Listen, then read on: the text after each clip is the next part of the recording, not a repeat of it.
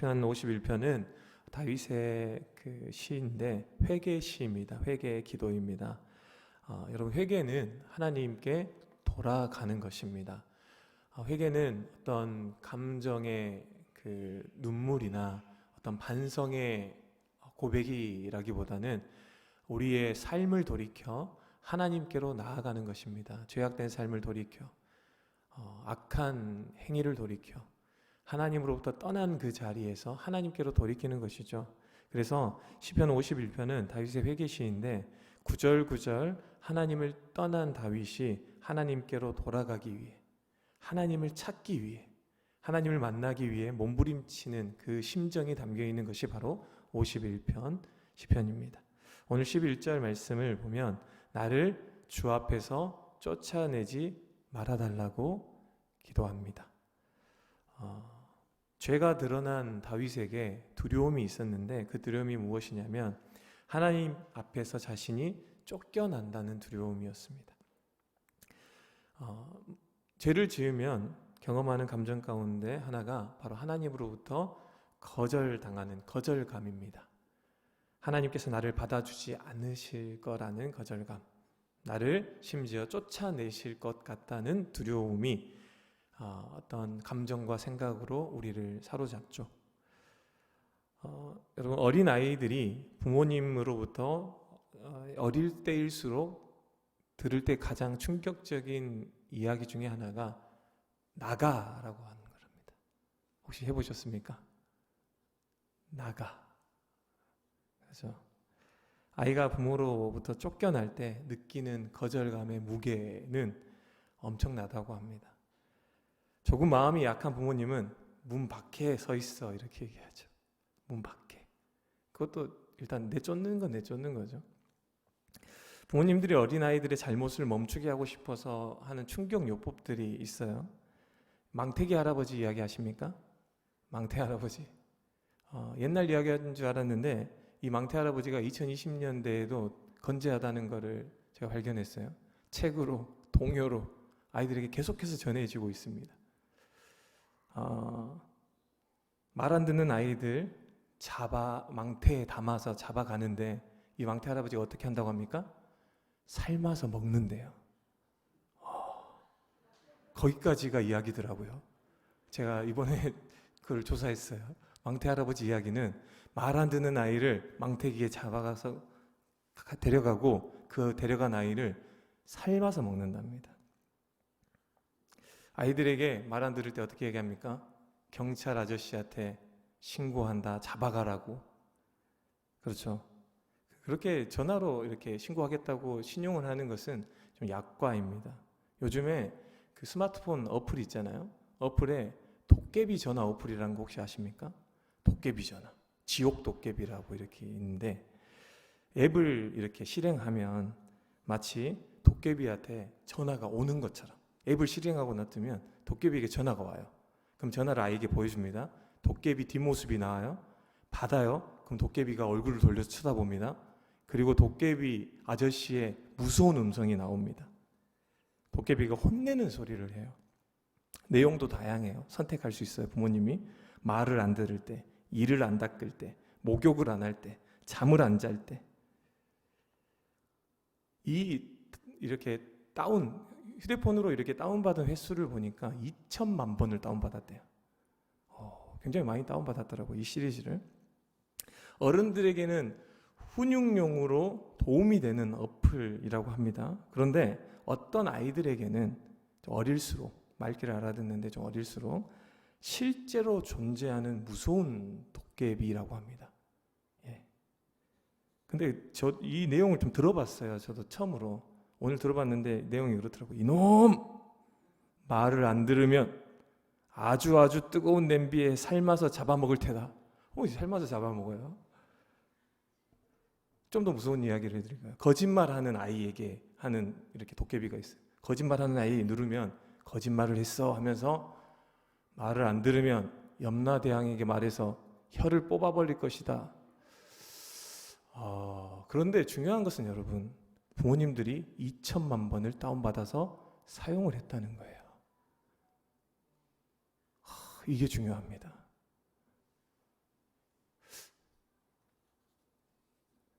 아이들 가운데 안 무서워하는 애들도 있대요.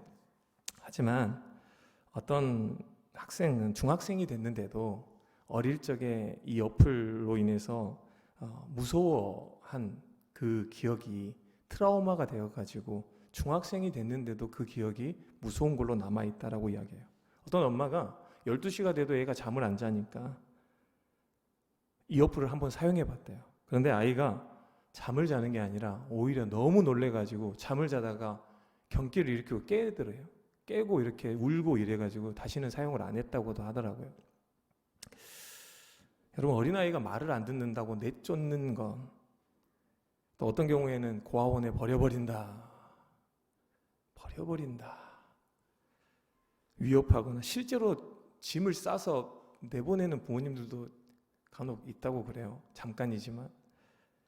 부모님들 입장에서는 아이들의 잘못된 행동과 습관을 바로 잡아주기 위한 훈육이라고 생각하지만 전문가들은 그렇게 이야기를 한대요. 훈육보다는 학대에 가깝다라고 이야기를 한답니다.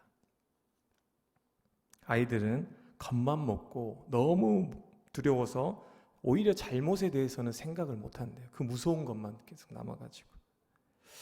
여러분, 아이들에게 부모는 자신을 지켜주고 보호해주는 가장 중요한 존재인데 내쫓고 누군가에게 보내버리겠다.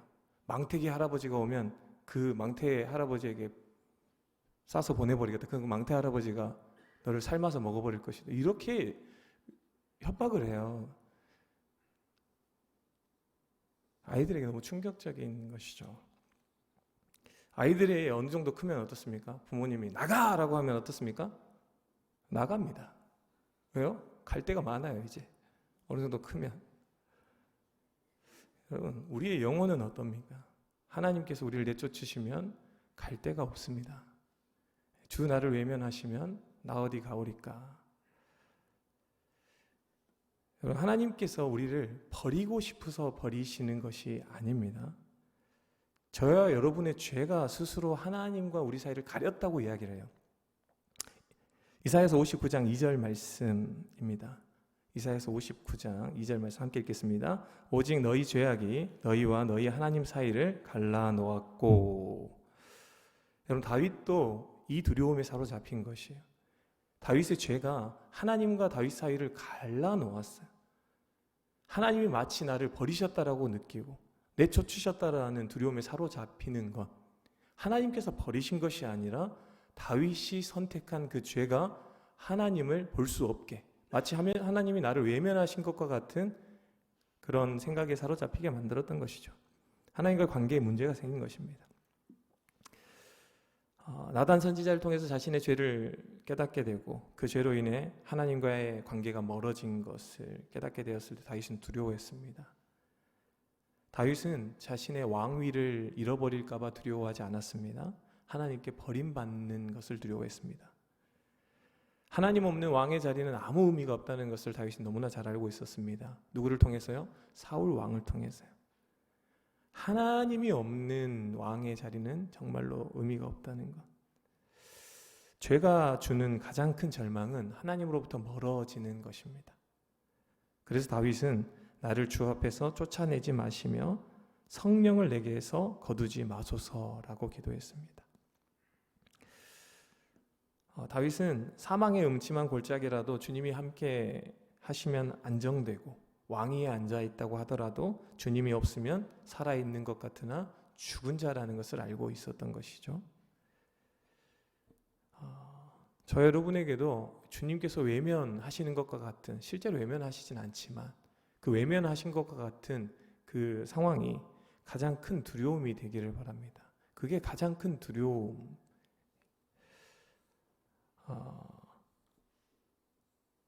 MBC 휴먼 다큐 사랑이라는 그 프로그램이 있었어요. 2017년에 그 나의 이름은 신성혁이라는 제목의 그 이렇게 프로가 방영한 적이 있는데 40년 만에 어머니를 찾아서 고국으로 돌아온 미국 이름으로 아담 크랩서라는 우리나라 이름으로 신성혁 씨에 대한 이야기인데 40년 전에 어머니가 홀로 자녀 둘을 키우는데 그 침을 잘못 맞아서 두 다리를 못 쓰게 됐습니다.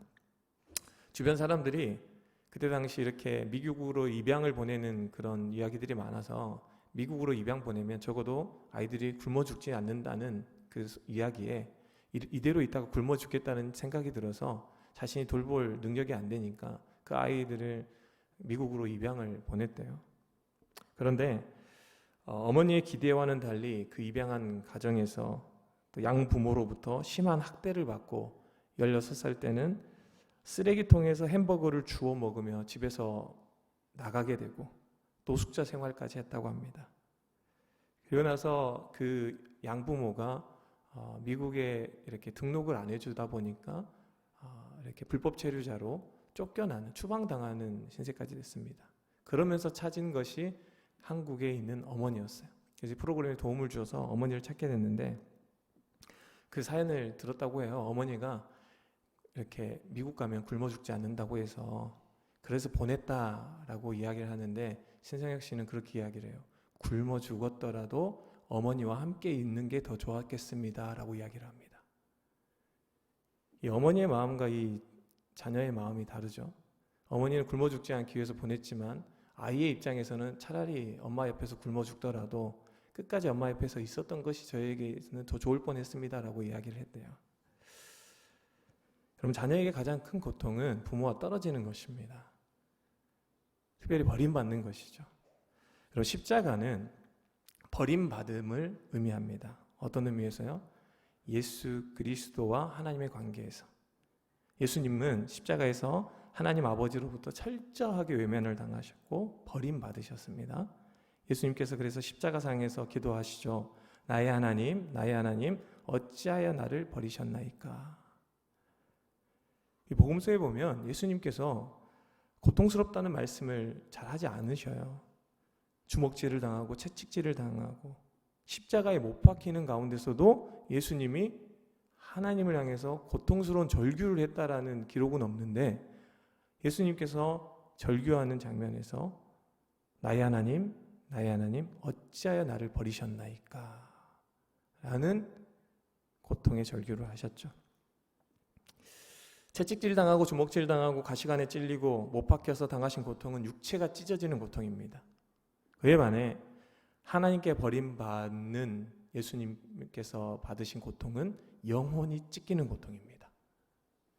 예수님은 그 고통의 크기를 아셨던 거예요. 한 번도 하나님과 분리돼 본 적이 없으셨던 예수님께서 아버지 하나님께서 자신을 외면하시는 그 아버지 하나님의 뒷모습을 볼 때 이 영혼이 찢기는 고통을 당하셨다라는 거죠. 여러분, 주님께서 육체의 찢김을 당하신 이유, 영혼의 찢김을 당하신 이유는 무엇입니까? 이사야서 53장 5절 말씀에 이렇게 말씀하고 있습니다. 함께 읽겠습니다. 그가 찔림은 우리의 허물 때문이요 그가 상함은 우리의 죄악 때문이라. 그가 징계를 받음으로 우리는 평화를 누리고 그가 채찍에 맞음으로 우리는 나을 받았도다. 아멘. 하나님과 분리된 우리들의 영혼을 하나님과 하나 되게 하는 그 평화를 누리게 하기 위해서 친히 예수님이 분리되는 찢기는 고통을 당하셨다라는 거예요. 하나님과 찢기는 고통. 그러니까 여러분, 복음은 무엇이냐면 하나님께 버림받은 사람은 없다라는 것입니다. 오직 예수 그리스도밖에. 예수 그리스도만 버림받으셨어요. 그걸 보여주신 것입니다. 하나님은 예수 그리스도를 버리시고 우리를 용납하셨습니다. 예수 그리스도 안에서 우리를 용납하시기 위해서 예수님을 버리셨다라는 거예요. 그러니까 얼마나 우리에게는 감사한 일입니까?